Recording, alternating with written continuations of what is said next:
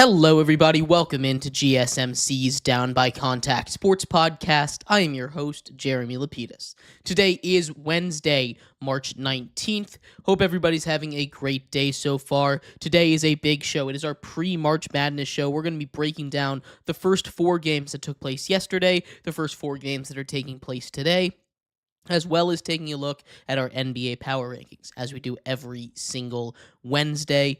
Then we're going to look at the Aaron Rodgers situation. He's not going to the Vikings. The Vikings are not interested in him. We're going to talk about where he might end up after that, as well as what the Mets might do and MLB's debut of Roki Sasaki. But before we get into any of that, remember, if you would like to be an even bigger part of the show than you already are, all you need to do is go to gsmcpodcast.net. Or if you're on YouTube, you can use that super chat feature. If you do either of those two things, a message should pop up on the bottom of the screen for you, me, and everybody else around the world to see. If you do have a burning question about sports, anything at all that you would like to ask, go ahead and throw that in the comments. Throw it in the chat. I will get to it as soon as I possibly can. I appreciate everybody so much for sticking around, talking some sports with me here on a beautiful Wednesday, March 19th.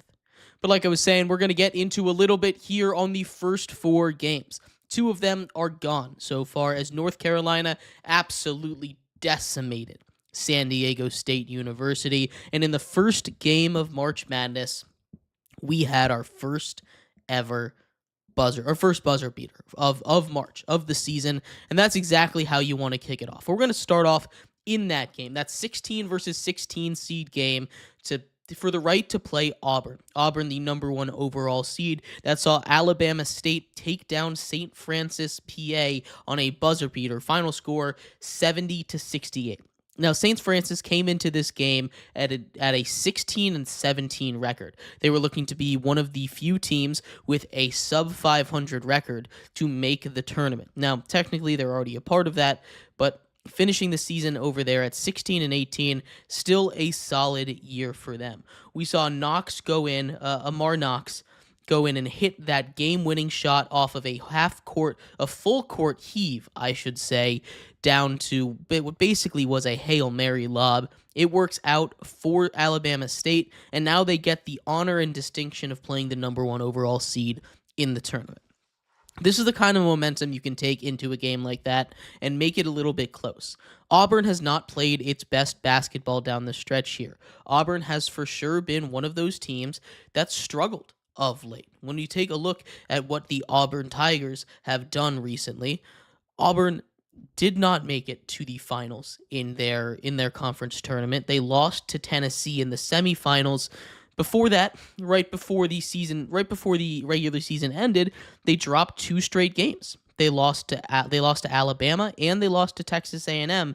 They've been struggling down the stretch here, and that's not what you want to see out of an Auburn team that's supposed to be the best team in college basketball. Now, this does mean a lot for Alabama State. Do I think they're going to have enough to pull up that upset? Absolutely not. It's just not going to happen. We've only seen it happen once. It's not going to happen again. We just don't see 16 seeds win. If you're putting that in your bracket, it's not. It's a fun story, but I do not see it happening there. The other game, North Carolina came in a very important 11 versus an 11 seed, taking on San Diego State University. This was a statement win for the Tar Heels. The Tar Heels go out, and with all of the noise surrounding their program, with everything saying, we don't deserve to be in there. They don't deserve to be in. They found a way in because their athletic director was on the board. West Virginia should have been in. UNC came out there and won 95-68 against a solid San Diego State team, winning by 27 points, just dismantling them in this one. Is the exact kind of statement that they needed to make to shut the people up, right? An 11 seed and someone from the first four has gone on to go on a bit of a run every single year for the past couple years. The way that North Carolina is playing right now, they finished off the regular season pretty hot. They made it all the way to the semifinals going up against Duke. They're a team that is very, very dangerous in this tournament right now. They're advancing to play Ole Miss. And Ole Miss is a team that is a little bit inconsistent. Ole Miss, a very good team out of the SEC, but they're not a team that you should be super scared of if you are the North Carolina Tar Heels. The Tar Heels offense is among the top in the country. They're in that range on the offensive side of the ball, in that top 57 that we talked about yesterday as part of that first checkbox to win a national title. Their defense slacking behind just a little bit, but this is a very good UNC squad. They play with passion, they play fast, they play hard. Now that they're in the dance, anything can happen, right? That's what they say. You've just got to get in and you give yourself a chance. Giving North Carolina that shot there against a good Ole Miss team and them coming out there like they did against San Diego State last night proves that they think they deserve it. Just because they went out there and they played like they deserve to be there doesn't necessarily mean that they did deserve to be there, right? There's two things can be true at the same time. They can play like a top 68 team in the country, but they also don't have the resume to be a top 68 team in the country. And unfortunately, that's just how it goes sometimes. It's a bad luck for West Virginia. North Carolina found its way in, the last one in, but they've got to continue to prove themselves. They're a hot upset pick right now after doing what they did last night. We'll see if that momentum can carry over into their game against Ole Miss. But turning our attention to the games going on right now. Mount St. Mary's, the 16 seed, taking on American, the other 16 seed, with 13 minutes to go in the second there. They are currently up by 10 points. Mount St. Mary's probably going to win this game. This is the winner of this game is going to face Duke here. It's not very close, right? Again, this is the only game that these two teams have a real shot of winning, but Mount St. Mary's looks like they're putting the pressure on American, and I just don't think American has it in them to come back. But the big game here, and one that I think is going to be really important, is Xavier versus Texas. The winner of this game is going to play Illinois. Illinois, a 6 seed, is a little bit inconsistent, and I think this is one of those teams that can go on a bit of a run when we're trying to figure out which one of these 11 seeds, which upsets to look at. This is one that I am circling here. Xavier comes into this game 21-11, while Texas at 19-15 was that 14th SEC team to get in. Right now, models project, the matchup predictor on ESPN projects that Texas was going to win 53% of the time, but Xavier is favored by 2.5 in this one. This is a true toss-up. It tips off at 9:10, just 10 minutes after our show ends, but this is going to be a really good one. We've seen Xavier be really hot as of late. In their last 5, aside from a loss to Marquette, they've won 4 of those. They've won 4 of their last 5. They beat Creighton in that stretch, a really solid 9 seed. Texas, on the other hand, also been really good. They've taken care of multiple tournament teams in their last 5, including an overtime win over Mississippi State, an overtime win over Texas A&M, a 4 seed, and Vanderbilt, a 10 seed, as well as just a 4-point loss to Oklahoma in a rivalry game. Oklahoma, a 9 seed, and just a 9-point loss versus Tennessee, who made it all the way to the conference championship game before losing to Florida. Tennessee, very good 2 seed. This is a Texas team that has played a lot of teams tough. This is going to be a really good one. I've got Texas, I think, winning this one. I don't think Xavier is not going to be able to hang with this Texas squad. But when we're looking at it, either one that wins, I think they have a good matchup coming up next against Illinois. I think both of them have a very good shot of winning that one, and I will be taking them to move on in my bracket. But I'd love to hear your thoughts. What did you think about these first 4 games? What did you think about these guys coming in and playing in the first 4? Do you think the first 4 is an advantage or a disadvantage? I'd love to hear your thoughts. We're going to take a quick break. When we come back, we turn our attention to the NBA. The NBA Power Rankings, like we do every single Wednesday, are coming up next here on GSMC's Down by Contact Sports Podcast. I feel like I'm losing my mind. Is everybody in the world blind? Please, Lord, give me a sign, a sign. I feel like I'm losing my mind. Is everybody in the world blind? Please, Lord, give me a sign, a sign. I wanna be the greatest. Everybody on the fake shit. I look around and feel like everybody is the fakest. I make this every day and I'm impatient, hoping one day I blow up from the basement. Statement, the top is so vacant. I don't hear shit that I think is amazing. Waiting for my day when I'm playing sold out shows for 1,000 faces. Hey, give me that crown, get in my way and to be put down. It ain't your place, all this my town. If I want that shit, then I'll get it right now. I'm losing it, the noose it fits. I'm losing shit, a stupid myth. You choose to live or choose to dip. You choose to fight or lose your grip and lose a gift. I feel like I'm losing my mind. Is everybody in the world blind? Please, Lord, give me a sign, a sign. I feel like I'm losing my mind. Is everybody in the world blind?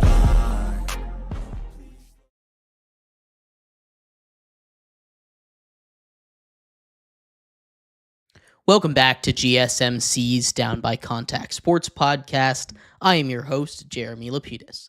Today is Wednesday, March 19th, if you were just tuning in. We just finished going over the first 4 games, where they stand, and what might happen in the Texas-Xavier game taking place tonight. In this segment, we turn our attention to the NBA. Lots of basketball going on this week, and every Wednesday we go over our NBA power rankings, fresh off the presses for you. Lots of changes up at the top, near the bottom, in the middle. We'll talk about all of that in a second, but before we do, remember, if you would like to be an even bigger part of the show than you already are, all you need to do is go to gsmcpodcast.net. Or if you're on YouTube, you can use that super chat feature. If you do either of those two things, a message should pop up on the bottom of the screen for you, me, and everybody else around the world to see. If you do have a burning question about sports, anything at all that you would like to ask, go ahead and throw that in the comments. Throw it in the chat. I will get to it as soon as I possibly can. I appreciate everybody so much for sticking around, talking some sports with me here on a beautiful Wednesday, March 19th. But like I was saying, we are going to get into the NBA power rankings here for you. Starting off, as we always do, down at the bottom, where for the second week in a row, we've got the Utah Jazz. This is a Utah Jazz that just really has nothing going for it. This is a Jazz team that continues to just be the worst team in basketball. The Wizards were holding this spot for a while, but as it stands, the Wizards since the trade deadline have actually played pretty solid basketball. The Jazz have now tied the Wizards for the worst record in the NBA.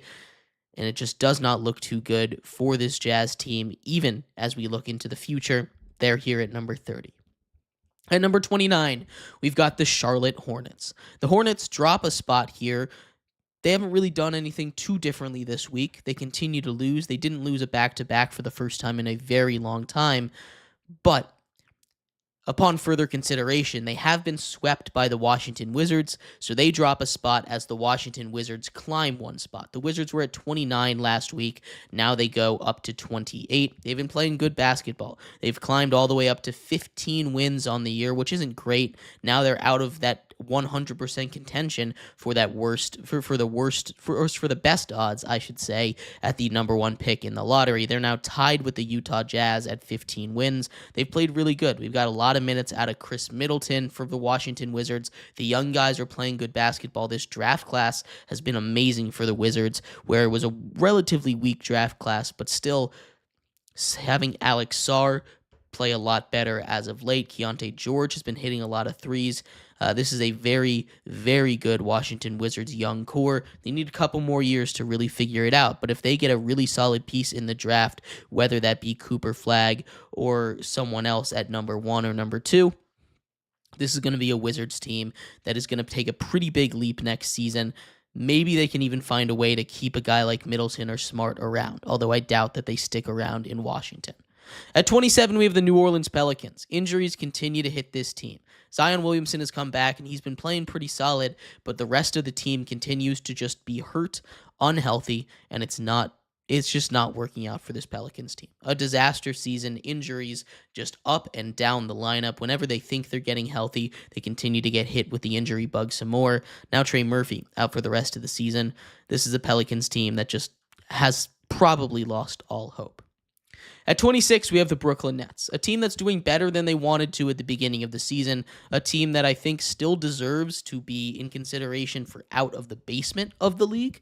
Those bottom five, still the very, very bottom basement of the league, but the Brooklyn Nets are just a tier above that. They came into this season trading for their pick back. They wanted to be at the basement of the league, but they've got a couple guys that just are willing them to a little bit more success than they need. Overall, it's an atrocious Brooklyn Nets team, as it is with all these teams down here at the bottom, but they're a little too good for where they want to be going into a full rebuild.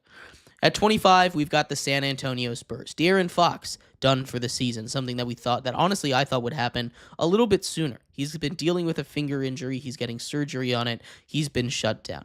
More injuries continue to hit this San Antonio Spurs team, and ever since Victor Wembanyama went down, they just continue to fall in these rankings. At 24, we've got the Philadelphia 76ers. The 76ers haven't been that great, but the emergence of Quentin Grimes has been something to watch. He's been amazing down the stretch here. He's someone that they were able to get at the deadline from the Dallas Mavericks. That one has worked out pretty well for them. He's taking advantage of all the opportunities that they're giving him over in Philadelphia. It's still not enough. This is a bad Philadelphia 76ers team. Paul George is being shut down for the rest of the season, and that just kind of shows Paul George and Joel Embiid out. That's the story of their season right now, and they're near the bottom of the league.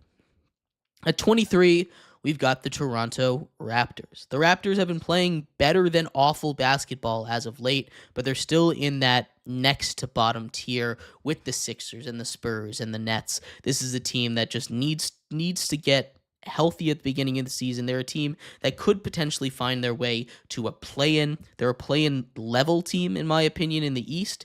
Not necessarily the thing you want to be in an Eastern Conference, but overall, this is a Raptors team that's got a lot of talent. You've got Scotty Barnes. You've extended Brandon Ingram from when you traded for him. It's just not happening this year. 5.5 games behind the Heat for that 10th spot. It's just they're not catching up. At number 22, it is those Miami Heat. The Heat have been awful as of late. 1-9 in their last 10. They've lost 8 straight games. They cannot catch a break right now. The Heat just continue, ever since trading Jimmy away, they just have not been able to catch anything. This team is awful. They need a hard reset right now. At number 21, we've got the Chicago Bulls, tied with the Miami Heat at 27 games back of the Cleveland Cavaliers. Still pretty much locked into that play-in tier. They've been playing a lot better as of late. The Miami Heat is a cutoff line from the bad teams to the okay teams. The Bulls started off there. Probably the Bulls wanted to be a little bit lower, but they've got some solid minutes from a lot of the guys that they got. Caruso's been playing solid basketball of late. Not a guy you really want to extend, though, so we'll see then what happens in Chicago. At 20, we've got the Trailblazers. I like this Trailblazers team a lot. They're fighting for that play-in spot. They're just 3 games back of the Dallas Mavericks, 2 games back of the Phoenix Suns. But this is a Portland team that's been incredibly hot since the All-Star break. They're 4-6 in their last 10. They've been able to take downs. They've taken some tough losses against some really good teams, including a buzzer beater in overtime to be handed a loss by the New York Knicks. This is a very good Trailblazers team, and they're someone that I think will eventually take that last spot in the West. At number 19, though, we have the Phoenix Suns. Like we said, 2 games up on those Portland Trailblazers. They've still got KD. They've still got Booker. Beal is still there, and he's letting everybody know that he's still there. He's not going anywhere. But this team is a sinkhole waiting to happen. It's about to implode on itself when it comes to the offseason. For now, they're just trying to scrape and claw their way to a potential playoff run. Maybe they find their way in. The Atlanta Hawks here at number 18. They're here. They've been playing pretty solid basketball. They're not the worst. They're not the best. They're a pretty average basketball team sitting near the middle. You've got Trae Young. You've got a lot of the guys that they've brought over in the trade deadline working out for them. But this is not a team that's in any way, shape, or form going to win or threaten anybody that's really going for a title when we get to the playoffs. Along the same lines, we've got the Dallas Mavericks here at number 17. The Mavericks have had maybe the worst possible last month and a half or so. All of the guys they've traded away continue to be successful. All the guys they traded for are dealing with injuries. It's gotten to the point where they might have to forfeit games down the stretch here. They're sending Anthony Davis to the G League so that he can get ready in a rehab start. Can't wait for him to drop 150 points on those G Leaguers.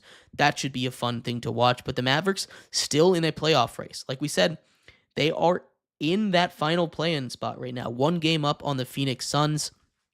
They might find their way into the playoffs despite all the problems that they're going through. The Orlando Magic are here at number 16 as we get near the middle of the league. Once they start to get healthy, they're a dangerous team. We saw them stop the winning streak of the Cleveland Cavaliers earlier over the weekend. This is a dangerous team when Paolo Banchero is playing his best basketball, when Franz Wagner is playing his best basketball, when Jalen Suggs is in the lineup. When you've got everybody there, this is a team that could challenge for a top 3 seed in the East, but they're dealing with too many injuries to really do that. Still, if they can get healthy for the playoffs, maybe they can make some noise and potentially make it to the second round. At number 15, we have the Sacramento Kings. They've kind of been locked in this position where they're good, not great. They're one of those teams that's probably locked in to a play-in spot in the West. There's a big mix right ahead of them. They're a little closer to the Mavericks than they are to the Clippers and the Timberwolves and the Warriors and the Grizzlies. But this is a Sacramento Kings team that, after losing their star, continued to pump out pretty good games. They've got guys that came in and replaced him. Losing Domantas Sabonis for a little bit definitely hurts, but I think they're better than that, and I think this is a Kings team that maybe could make it out of the play-in tournament. At number 14, we've got the Detroit Pistons. How about the Detroit Pistons? What a turnaround for them. They continue to be up there. They're not even in the play-ins right now. They're 5 games up on the Atlanta Hawks, pretty much solidified themselves, as long as nothing falls apart down the stretch here, into the 5, 6, or 7 seed, 4, 5, or 6 seed in the East. This is a Detroit Pistons team that went from the worst team in basketball to a playoff team, not even just a play-in team, a playoff team. They've done amazing things over there in Detroit. Cade Cunningham is going to lead this team for a long time. The Clippers here at number 13 separate what was a trio last week. The Clippers playing good basketball. They're 1 game back of the Golden State Warriors, 7-3 in their last 10. They've won their last 4 basketball games. James Harden playing good basketball. Bogdan Bogdanovic is starting to get comfortable. When Kawhi Leonard is in the lineup, this is a dangerous Clippers team. They could find their way to that 6th seed if they keep playing like this. At number 12, we've got those Indiana Pacers, currently holding on to that 4 seed by half a game. Half a game up on the Milwaukee Bucks. They went out there shorthanded, took care of business against a very good team last time out. They were able to hold on, win that game on a buzzer beater. The Indiana Pacers are a good team. They're just a little bit too inconsistent for me to truly believe in them. At 11, we've got the Milwaukee Bucks, a very similar spot for them. They've got that 5 seed right now in the East, half a game up on Detroit, half a game back of the Indiana Pacers. This team is dangerous. They've got Giannis, they've got Dame. Do not let them get hot. They're going to get Bobby Portis back soon, and once he returns to that lineup, this is a team that I think is going to get into a whole new gear and secure that 4 seed in the East. At number 10, we've got the Timberwolves. They have been playing amazing basketball. They've only lost 1 game since Julius Randle has returned to the lineup. They have been red hot. They are on a collision course to get out of that play-in area. They're 8-2 in their last 10. Obviously, they were riding a bit of a win streak before they lose that close one last time out, but this is a team that's fighting with Golden State, only half a game back of them, and this Western Conference playoff race is really heating up. At number 9, we've got the New York Knicks. This is a team dealing with a couple injuries. They're still pretty solidly in that 3 seed in the East, but the injuries, they've got to figure that out soon. They've got to figure out how to beat the best teams. They've really struggled against the top teams in the league, whether that be the Celtics, the Lakers, the Cavs, the Thunder, any of those teams really up there at the top. They've really struggled against. Because of that, they're down here at number 9. At number 8, we've got the Los Angeles Lakers. They are holding on to that 4 seed with everything they have right now. Without LeBron James, they've really struggled. But Austin Reeves has come out and been amazing. He's averaging over 30 points in this last week. Him as a number 3 option is amazing. You've also got him with, of course, Luka Doncic and LeBron James when he comes back. LeBron James needs 7 more games to hit that 65-game threshold to get any kind of award. We'll see if he gets back to that. That's going to be a big question. But currently, they're a game back of the 2 seed, tied with the Grizzlies for that 4 and 5 seed, a game back of Houston and Denver for that 2 and 3 seed. It's going to get real tight down the stretch here. Speaking of the Golden State Warriors, they're here at number 7. They've only lost 2 games since Jimmy Butler has joined that team, and they continue to play great basketball. They're half a game up on the Minnesota Timberwolves for that 6th seed, 3 games back at the Lakers and the Grizzlies for that 4 and 5 seed, and they're playing amazing basketball. They're a very dangerous team because they are hotter than just about anybody else in basketball right now. At number 6, we've got the Memphis Grizzlies. Just a really solid team, right? They've kind of been middling over their last 10 at 5 and 5, but this is a team with really good offense, really good defense. They're in that hunt for the 2 seed, and once they get Ja Morant going a little bit more, they're a team that's going to be very hard to beat. The Denver Nuggets, as we get into the top 5, hold this spot tied with the Rockets for that number 2 seed in the West. Again, that Western Conference playoff race is going to be insane. Nikola Jokic playing at an MVP level. It's going to be really tight. I cannot wait to see what happens there. They're still 12.5 games back of the Thunder, and because of that, I don't think Jokic wins the MVP, but he's playing incredible basketball and keeping the Nuggets near the top of that conference. The Rockets, here at number 4, have climbed back into the top 5. They have been red hot. 7 straight wins, 7-3 over their last 10 games. The Houston Rockets continue to be dominant. They have a young squad. They kind of hit a little bit of a lull there in the middle of the season, but they're back when it matters the most, and they are fighting for that number 2 seed in the West. At number 3, we've got the Boston Celtics. The Boston Celtics are one of 3 teams in the NBA to have clinched a playoff spot. Them, the Cavs, and the Thunder, of course, are top 3 teams.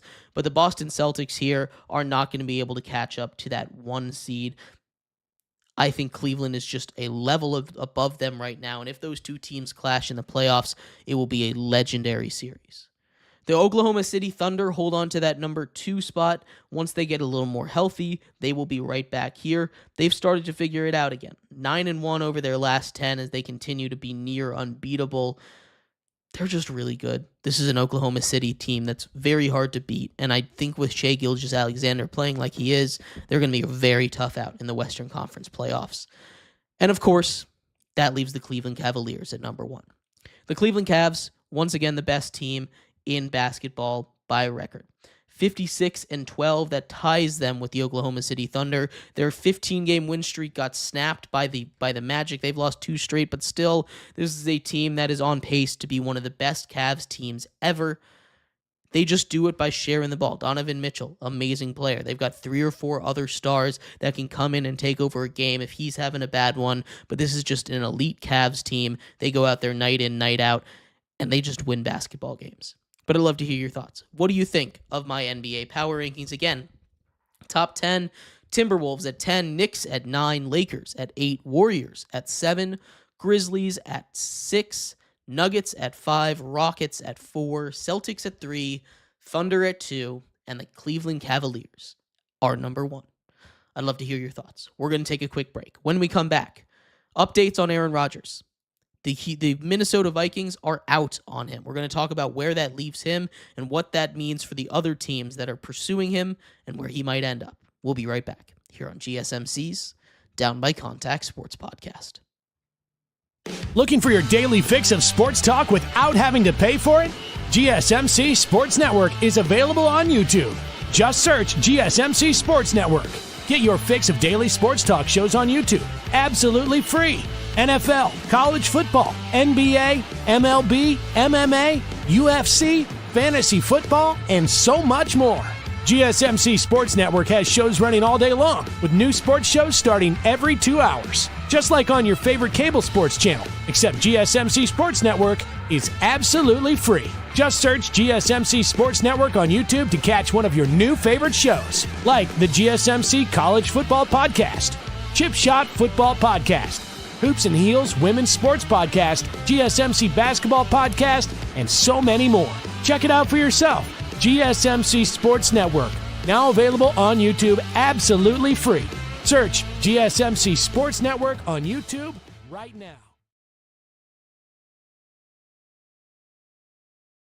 Looking for your daily fix of sports talk without having to pay for it? GSMC Sports Network is available on YouTube. Just search GSMC Sports Network. Get your fix of daily sports talk shows on YouTube absolutely free. NFL, college football, NBA, MLB, MMA, UFC, fantasy football, and so much more.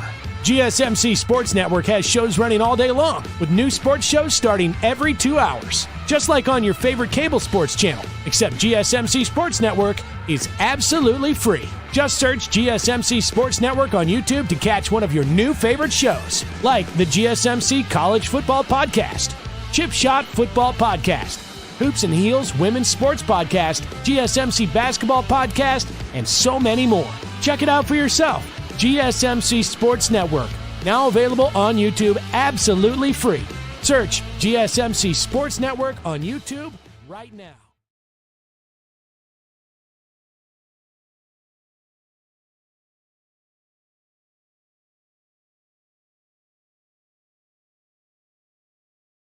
Welcome back to GSMC's Down by Contact Sports Podcast. I am your host, Jeremy Lapidus. Today is Wednesday, March 19th. If you were just tuning in, we just finished going over our NBA Power Rankings, our weekly NBA Power Rankings every single Wednesday. In this segment, we turn our attention to the NFL.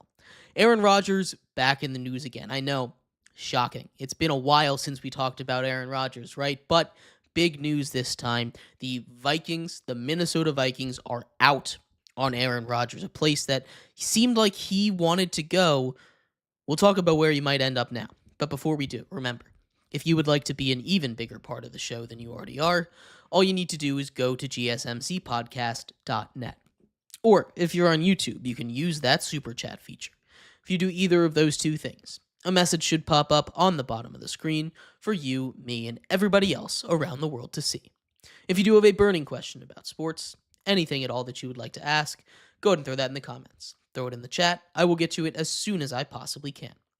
I appreciate everybody so much for sticking around, talking some sports with me here on a beautiful Wednesday, March 19th. But like I was saying, we are going to get into a little bit on Aaron Rodgers. Aaron Rodgers was linked to the Vikings. He's been linked to a lot of different teams. There's really 4 teams that are still left out there for him, but we're going to talk about the Vikings real quick.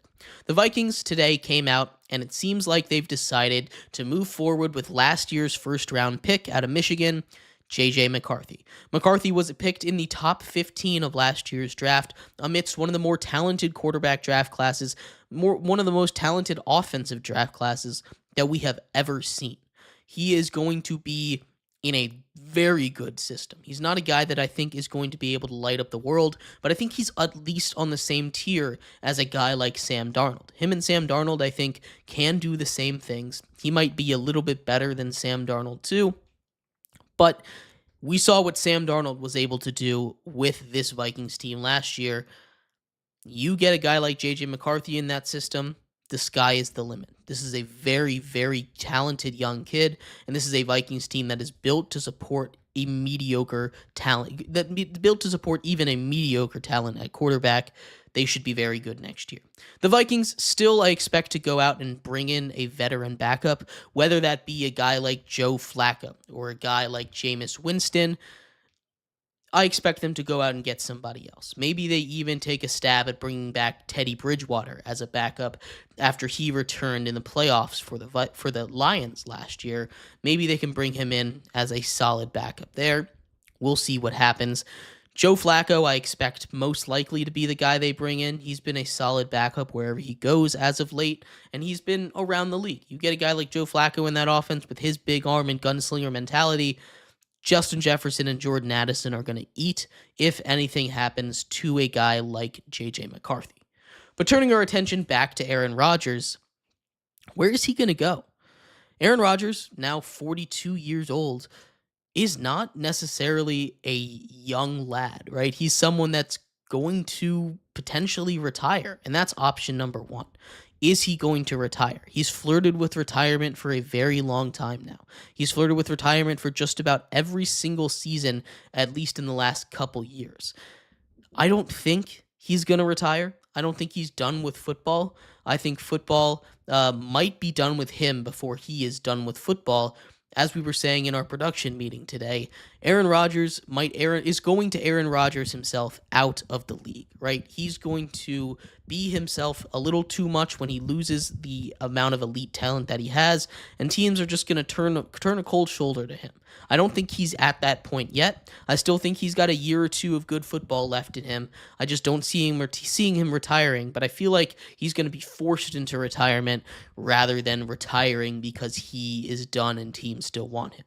That's how I feel, though. Aside from him, there are 4 teams that still really need a quarterback. The Giants, the Steelers, the Browns, and the Titans. All 4 of those teams desperately need a quarterback. We're going to start with the long shots here.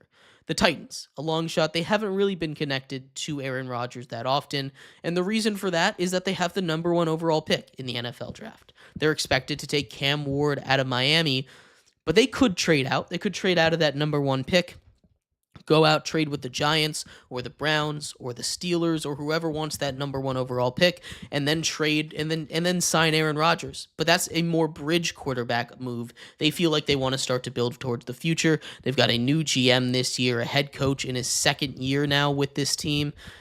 This is a team that's looking to take that next step. I doubt that they still have Will Levis, and it feels like Cam Ward at number 1 is a lock, whether that be the Titans or not. I still don't think they go anywhere else other than the quarterback out of Miami. The other long shot here, and maybe this isn't as long of a shot, but it's the Browns. The Browns have kind of been lurking in the shadows of this Aaron Rodgers sweepstakes for a very long time, right? The quarterback situation in Cleveland is amongst the worst in the entire NFL. Right now, if the season started, their quarterback being trotted out there would be Kenny Pickett. They traded for Kenny Pickett from the Eagles earlier this offseason for DTR and a 5th-round pick. That's not what you want if you're a Cleveland Browns fan. I understand they're paying a lot of money to a guy like Deshaun Watson. I understand that the quarterback situation has been a nightmare ever since they moved off of Baker Mayfield. Bringing in a guy like Aaron Rodgers could get that done. They had meetings with Russell Wilson earlier this week. That at least signals to me that they're very much in the market to get another quarterback and that they don't really want to run out there with Kenny Pickett. They also have the 2nd overall pick in the draft, so they could use that to get a guy like Shitter Sanders if they wanted, or they continue to add to the defense after paying Myles Garrett $40 million a year. But Aaron Rodgers, I think, is a real option for the Browns. I don't think Aaron Rodgers necessarily wants to go to the Browns, but if he kind of runs sour in New York and Pittsburgh with how long he's taking to make a decision, the Browns could be someone that swoop in and take him there. They're definitely a little bit of a dark horse team to land Aaron Rodgers. The front runners, though, as they've been this whole time, have been the Giants and the Steelers. The Giants had emerged as favorites to land Aaron Rodgers basically immediately after they failed to land Matthew Stafford. They were very, very much in on Matthew Stafford. He decides to go to the Rams. The reason that they're so desperate to get a quarterback is GM Joe Shane and head coach Brian Daboll are on probably the hottest seats in the NFL right now. They're desperate to make a big splash to save their jobs, right? They're going out there. They need to get a guy that can come in and be good, right? Brian Daboll, I think, is a great head coach. Joe Shane, I'm a little bit less sure about as a GM, but they're attached at the hip together, right? They both came to Buffalo they both came from Buffalo in the same year. These are guys that need to have a good season, so they are desperate to get a quarterback. The Giants, because of that, have been the most aggressive in the sweepstakes, we'll say, for Aaron Rodgers, right? But the New York Giants, also as desperate as they are for a quarterback, drafting number 3 overall, are not going to wait. The longer it takes for Aaron Rodgers to make a decision, the less likely it is that he goes to the Giants. The Giants might lose patience, and if they don't feel like they're going to be able to get a quarterback at 3 that they like, they'll sign Russell Wilson or Jameis Winston or Joe Flacco, all of these guys that have come in and visited with the Giants. If he doesn't sign before then, they might just draft a quarterback at 3 and then take another veteran backup, right? All of these guys are available, and there's all these options, but Aaron Rodgers seems to be option number 1. They want a guy that can, come in, win games for them so that they don't lose their jobs, and that's perfectly fine. I think this is a Giants team that, if they're able to get Aaron Rodgers, is a team that could win 8-9 games next season. It's a solid team around him. They just have struggled with injuries, and especially at that quarterback position, they need some help. But the longer Aaron Rodgers takes to make a decision, the less likely the Giants are to wait on him, and the more likely they are to go for option 2 in Russell Wilson, or just go straight for a quarterback at number 3, or even trade up in the NFL draft. The Steelers, though, are a really interesting one. The Steelers have the luxury of being patient. They brought in Mason Rudolph, not a guy that they want to be their starting quarterback, but they've been linked to Aaron Rodgers for a very long time. They also have been linked to Russell Wilson. Russell Wilson was on their team last year. Now, a bunch of the Steelers faithful are getting a little annoyed at Aaron Rodgers. They don't want Aaron Rodgers, I'm aware. They want a big change. But if they want a big change, if they want stability at the quarterback position, you're not going to be able to get that at 21. So a lot of the Steeler faithful are saying you've got to trade up, you've got to tank next season, but they've always been caught in this NFL purgatory area where they've been better than bad, 9-8, 10-7, making the playoffs, losing in the first round. Aaron Rodgers, I think, would take them over the top there, but this is going to be a short-term situation if Aaron Rodgers comes in, and I know a lot of Steelers fans don't want another short-term situation. They want to have the answer for a long time, but it's tough to get that answer. And having Aaron Rodgers in there is not the worst thing in the world. I think at the end of the day, the Steelers probably are the team that bring in Aaron Rodgers. I know he's got a big personality, and there's a big culture set already there by Coach Tomlin, but I think Aaron Rodgers to the Steel City is the one that is most likely to happen because, as he, like I said, as he continues to take his time, the Giants continue to get more and more restless, and they're more and more likely to bring someone else in or just move off of Aaron Rodgers entirely. But I'd love to hear your thoughts. Who do you think Aaron Rodgers goes to? What do you think about J.J. McCarthy taking the helm for the Minnesota Vikings? I'd love to hear your thoughts on any of this. We're going to take a quick break. When we come back, we turn our attention over to the world of baseball. We had a debut from a highly anticipated rookie in Japan. Our first home run of the season by a person you might not expect. We're going to talk about all of that and more in Game 2 of the Japan series coming up next here on GSMC's Down by Contact Sports Podcast.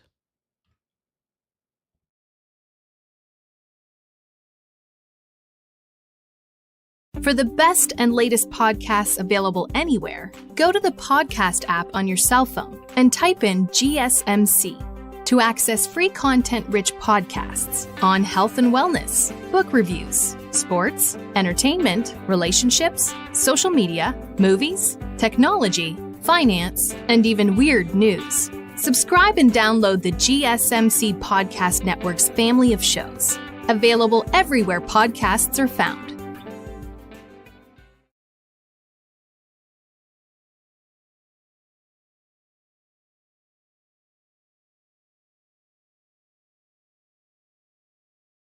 For the best and latest podcasts available anywhere, go to the podcast app on your cell phone and type in GSMC to access free content-rich podcasts on health and wellness, book reviews, sports, entertainment, relationships, social media, movies, technology, finance, and even weird news. Subscribe and download the GSMC Podcast Network's family of shows, available everywhere podcasts are found.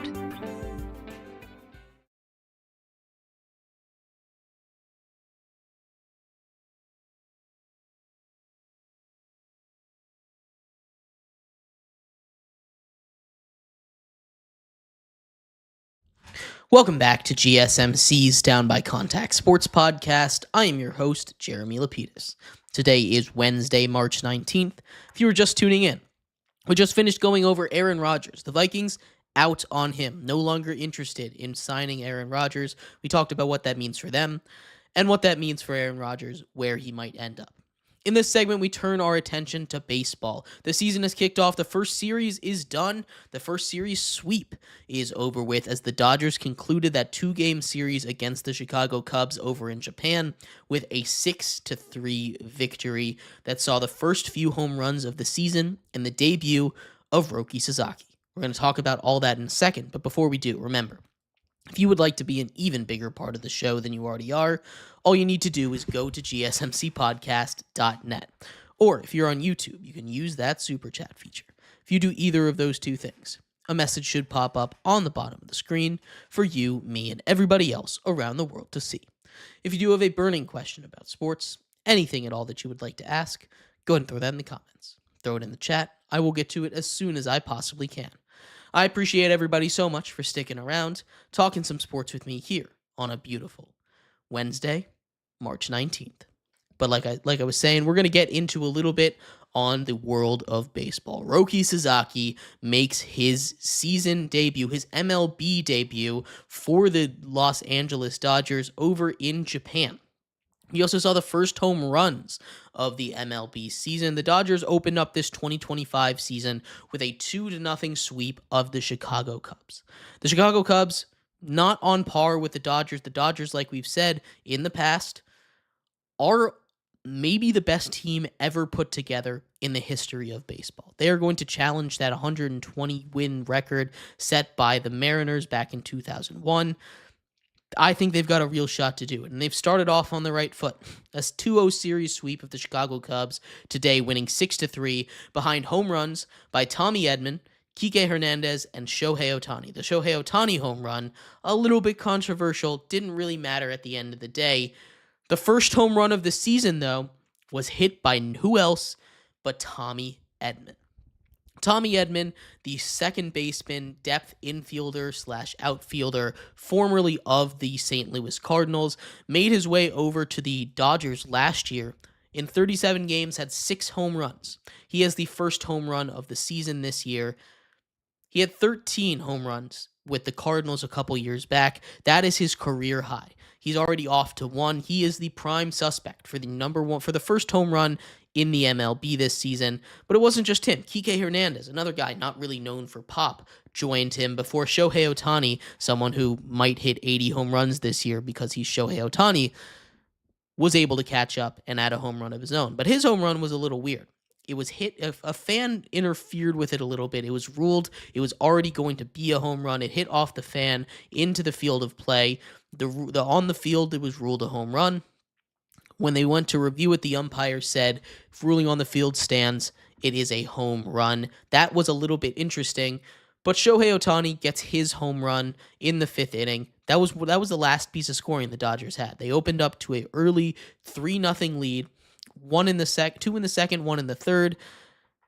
Then the Cubs came back and answered a little bit. Roki Sasaki made his MLB debut. He went 3 innings, only allowed 1 hit, 1 earned run. The issue with him is his control was a little bit out there. He walked 5 batters, struck out 3 of them. 56 pitches over 3 innings isn't the worst, especially when you're walking 5 batters. He did walk in a run, though.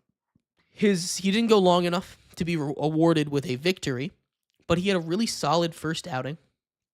Has stuff to work on when he makes it back to the United States, but having that experience under his belt, going through a lineup once or twice, is really good to see. 3 strikeouts, 5 walks, only 1 hit allowed is huge for a superstar, a phenom that's going to set the pitching world on fire in the MLB.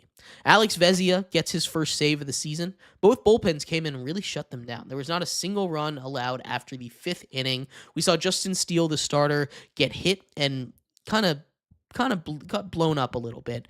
In 4 innings pitched, he allowed 5 earned runs. Not what you want to see from your guy in the second game of the season. Usually bats don't really wake up this early, but over in Japan, the bats were awake here. 9 runs in this one. This was a good game. The Cubs were able to get a lot of hits together against the bullpen. They just weren't able to string them together. They had more hits than just the 3 they had last night in their game one of the Japan series, but still, the Dodgers open the 2025 season 2-0. The Chicago Cubs 0-2. They head back, finish up spring training. They're not done with spring training yet. They're going to come back, play in America a couple more games before starting the regular season next Thursday. Just 8 days away before first pitch in the U.S. officially starts. But I'd love to hear your thoughts. What did you think of the Japan series? What did you think of Roki Sasaki? Did you think he looked good enough in his MLB debut? I'd love to hear your thoughts. And we're going to take a quick break. When we come back, we finish up our show going over the Mets. Like I said, just 8 days until the regular season kicks off in the U.S. We have to make our way through every single team. We've got just 6 teams to go now, not including the Mets today. We're talking about them, previewing what they did this offseason. They were very busy, handed out over $1 billion in contracts. How much is that going to help them? A team that was just 2 wins away from making the World Series. We'll talk about that next, coming up here on GSMC's Down by Contact Sports Podcast.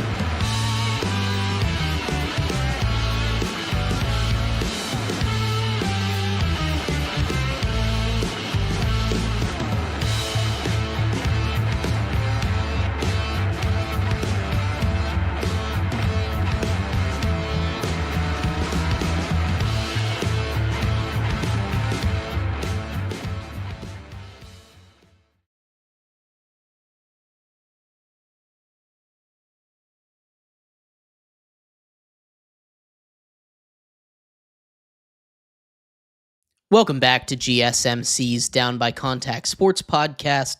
I am your host, Jeremy Lapidus.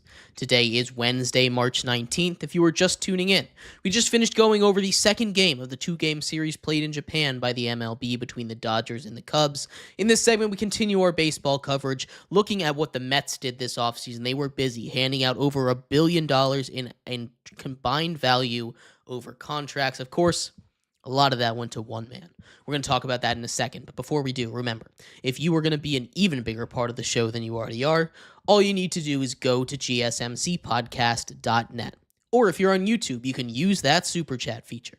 If you do either of those two things, a message should pop up on the bottom of the screen for you, me, and everybody else around the world to see. If you do have a burning question about sports, anything at all that you would like to ask, go ahead and throw that in the comments. Throw it in the chat. I will get to it as soon as I possibly can. I appreciate everybody so much for sticking around, talking some sports with me here on a beautiful Wednesday, March 19th. But like I was saying, we are going to get into a little bit here on the New York Mets.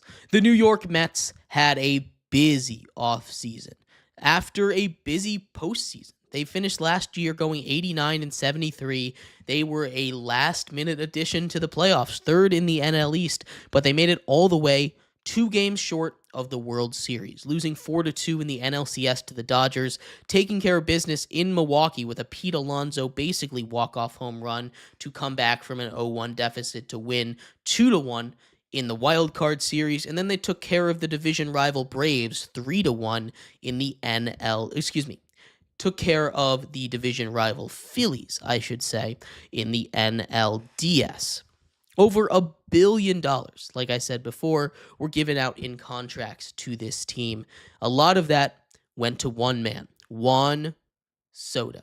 Juan Soto helped lead the New York Yankees to the World Series last year and is the highest priced free agent in the history of sports. 15 years. $765 million. That is $51 million a year for Juan Soto. And you know what the crazy part is? He is worth each and every single penny of that. He is just 25 years old. He's going to be there through his prime. He is amazing. They're going to be a much better team. But along with him, they also were able to bring back Mr. Met himself, Pete Alonso, on a 2-year, $54 million deal, $27 million a year for him, bringing Clay Holmes, who was the closer, back-end bullpen guy for the Yankees last year, but has some starting experience to be a starter. I really like that move. I think Clay Holmes can be a solid starter. 3 years, $38 million for him. They also brought in some more starting pitching help. Frankie Montas, 2 years, $34 million. Sean Manaea, bringing him back on a 3-year, $75 million deal. Some help for the bullpen. Bringing in A.J. Minter from the Braves, 2 years, $22 million to be a setup man for Edwin Diaz. They've got Ryan Stanek coming back on a 1-year, $4.5 million deal, as well as re-upping on the bench bats. Jesse Winker, 1 year, $7.5 million after acquiring him at the trade deadline from the Nationals last season. Nick Madrigal on the infield guy, an infielder to be a utility guy, 1 year, $1.35 million, and some more starting pitching depth with Griffin Canning on a 1-year, $4.25 million deal, and Jose Urania on a minor league deal signed just recently because they've been dealing with some injuries to the pitching staff. When you take a look at that pitching staff, it's the weakness of this team. Right now, Sean Manaea, Frankie Montas, both injured. They're gonna swipe back in when they can. But without them, you're looking at a rotation of Clay Holmes, who I like, but hasn't really had a lot of starting experience in the MLB, Kodai Senga, David Peterson, Taylor McGill, and Griffin Canning. These are not guys that you want to rely on long term, but this is also a team that outside of the rotation, when you look at the bullpen, is amazing. So if they can survive the first couple innings and get to the end, you've got Edwin Diaz, one of the best closers in baseball. A.J. Minter, an excellent setup man. Jose Budo, at the other setup, you've got Ryan Stanek, Reed Garrett, Danny Young, Max Koranick, and Paul Blackburn in the bullpen as well. This is a very good Mets pitching staff in the bullpen. The one weakness with them, like I've said, is in their rotation. But that they weren't done acquiring people. They went out and made a big trade as well. They brought in outfielder Jose Siri from the Rays, giving up relief pitcher Eric Orz to Tampa Bay. Jose Siri's speed, defense, and a little bit of bat is going to be another big addition to this lineup. I'm very excited to see how he fits in New York. But it wasn't all addition. Obviously, they lost a couple pieces as well. They lost a couple key starters, including Joey Lucchesi, key pitchers, I should say, Joey Lucchesi, Adam Ottavino, Jose Quintana, and Luis Severino. All of these guys had pretty solid innings for the Mets last year. They also lost a couple bats that were pretty big for them. JD Martinez was a guy that was huge for them in the middle of the season. Jose Iglesias, their second baseman that they picked up, a little bit of a pop star too, but he stepped up and was a source of just vibes, really, for a Mets team that was built off of that last season. And Harrison Bader, a solid outfielder out of the Big Apple. Still a really solid team. We look at that rotation. You've got runner-up to the MVP, Francisco Lindor, leading off. You've got third place at MVP voting in the AL, Juan Soto in right field, Pete Alonso at first base, Brandon Nimmo, Mark Vientos, who really stepped up big at third base in the playoffs. At DH, you've got Jesse Winker, Starling Marte, whoever you want to put there. You could put Jeff McNeil when he comes back from injury. This is a very deep batting team. Jose Siri in center field, another place you could put a guy like Starling Marte. Brett Beatty at second base, a young guy. Luis Angel Acuna behind him as well. They're dealing with injuries to Francisco Alvarez, their starting catcher, but they've got Luis Torrens down there for now. Alvarez is going to be a big part when he does come back, but this is a solid lineup, up and down that order. There is not really a place of weakness that I look at when I look at this Mets lineup. Of course, Lindor and Soto are constantly an MVP running, right? That's a deadly 1-2 punch. Pete Alonso, one of the best pure power hitters that we've seen in a long time. He's very good. You've got Jose Siri. I love him hitting 7th. When you get Francisco Alvarez back, you pair him up with Mark Vientos and Brett Beatty down there in the middle. This is going to be a very dangerous team, which is why Vegas is projecting them to win 90 games. That is good for the 4th most as far as Vegas projections go. Only behind the Phillies, the Braves, both in their division, and the Dodgers, which is wild that the NL East has 3 of the top 4 projected in all of baseball, not just the MLB.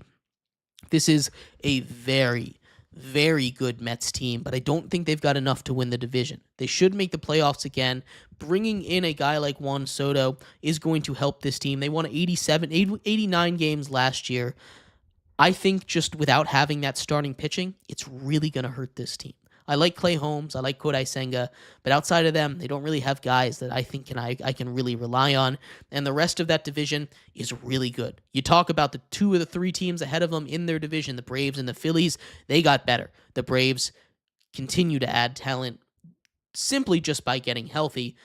The Phillies went out and continued to add depth to that rotation. They continued to add depth to that lineup. It's a very dangerous team, and I think because of that, they're going to do a very similar thing that they did last season. I'm going under on the Mets at 90.5. I'm putting them at 87 wins this year. Still enough to make the playoffs, but a little bit tight there, just like last year. This is a great Mets team. Adding Juan Soto only is going to make them better in the long run. But this year, I think there's just too much going on in their division, in the NL, and it's going to be very, very tough to win.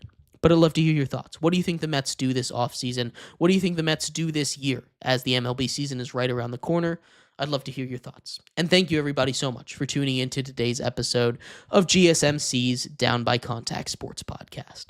I have been your host, Jeremy Lapidus. We will be back tomorrow. March Madness begins then. We'll be previewing all of the Friday games. We'll be going over some of the Thursday games that have already happened and much more. I'll see you then. Bye-bye.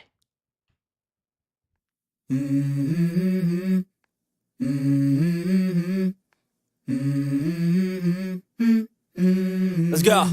I wake up to a little bit of drool on my pillow, feel like it's gonna be a bad day.